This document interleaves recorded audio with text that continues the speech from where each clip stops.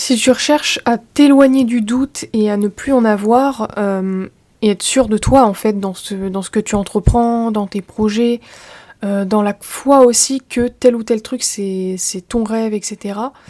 Bah sache que c'est impossible, je pense. Tu peux pas l'éradiquer à 100%, je pense que ça peut diminuer, mais je pense pas qu'on peut l'éradiquer comme ça. Et je pense que c'est mieux. C'est même ça fait même partie du processus, mais tant mieux. Dans le sens où ce doute-là, cette incertitude-là, déjà ça te rend humaine, ou humain, peu importe. Ça te connecte à ton humanité, à tes émotions, à ce que tu ressens, à ce côté, des fois, ouais, un peu fébrile de l'humain, on peut dire ça comme ça. Mais c'est surtout que c'est une bonne chose parce que tu es un être évolutif. Tu vas constamment évoluer. Et par conséquent, tout ce qui va te plaire aujourd'hui, ce qui va t'animer, etc., bah, ce sera pas du tout les mêmes choses dans 10 ans, tu vois.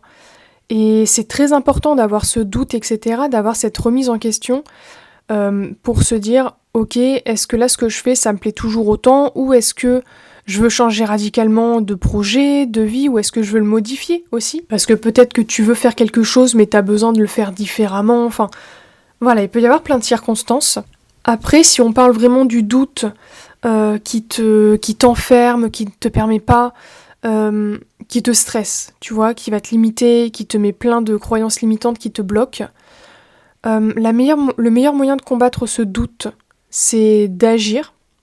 D'agir, mais pas inutilement, d'agir vers ce qui a du sens pour toi. En fait, la clé pour tout, pour moi, c'est d'aller vers ce qui est ton évidence, d'aller vers ce qui t'anime, d'aller vers ce qui a du sens. Et là, c'est pareil. Si tu doutes de toi, tu te dis je suis pas assez bien, je vais foirer, etc. Ok, ok. Prends cette croyance-là, écoute-la, parce que elle vient d'une expérience, cette croyance. Elle vient de quelque chose que tu as vécu. Donc là, tu te rends compte qu'il y a une preuve, il y a un truc tangible qui t'a fait croire ça.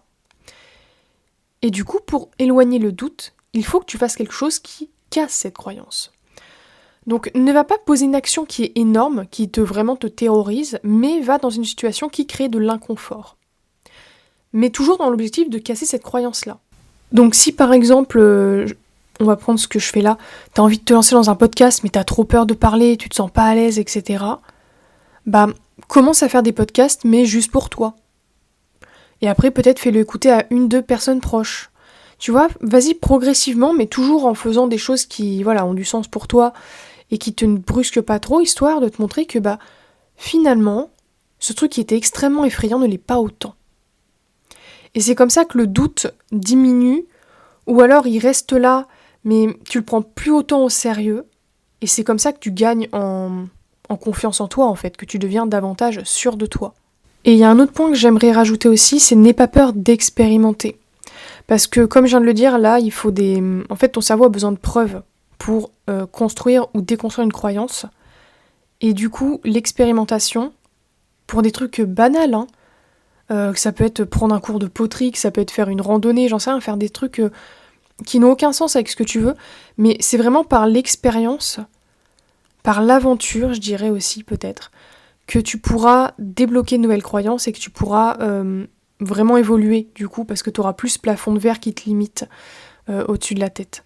Parce que même si c'est juste une randonnée, peut-être que tu vas croiser quelqu'un et avoir une discussion et te rendre compte que t'as pas vraiment de mal à parler à des inconnus, ou peut-être que tu te rends compte que t'es capable de beaucoup plus, que même si au début ton mental te disait que t'étais pas capable, bah t'as su te prouver que t'étais capable de faire ça, donc peut-être que tu es aussi capable de réaliser tes rêves à côté. Tu vois, vraiment, n'aie pas peur de tester et d'oser, en fait. C'est vraiment ça.